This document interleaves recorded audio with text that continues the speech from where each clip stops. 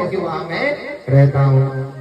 अब खंडर में कोई रहने जाएगा नहीं, जिसके घर में आतंक है वहां भी कोई रहने जाएगा नहीं, और जिसके घर में सदैव शांति है तो वहां लोग चाहे कितने भरे हो लेकिन फिर भी उसके घर में रहने में सुकून मिलेगा। उसके घर में फिर भी जगह बन जाती, भैया जैसे हम रह रहे थोड़ा तुम रह लो आओ।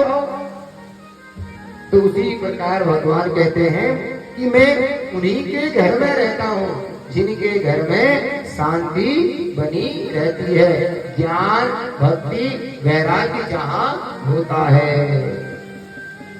इसलिए शिव भक्ति जिसके भीतर में है, कानों से सुनो, दूसरे कान को बंद कर दो। अब हम अगर यहाँ देखो ये खुला है प्रांगण, अगर ये बंद प्रांगण होता और दरवाजा बंद कर दिया जाता कि भैया जब तक कथा पूरी नहीं होती तब तक कोई बाहर नहीं जाएगा, फिर क्या आप अवरुद्ध हो जाओगे, ना चाहकर भी आप बाहर नहीं जा सकते। लेकिन यहाँ तो खुला है ना प्रांगण, मन नहीं लगा तो उठाया अपना झोला जमती और लेके घर को चल दिए, भैया मजा नहीं आया है। तो उसी प्रकार यहाँ क्या कह रहे हैं कि अपने घर के शरीर को एक द्वार बनाओ, यानी कि दरवाजा एक कान, दूसरे द्वार होना ही नहीं चाहिए। मतलब जो आप कथा सुन रहे हो वो डायरेक्ट आपके हृदय में चले जाएगा। तो उसी प्रकार कहते हैं कि जिसके भीतर शिव तत्व विराजमान हो गया तो कहते हैं ते मनुष्या मंतव्या रुद्र एवं संसर, तब जाके वो शिव स्वरूप माना जाएगा।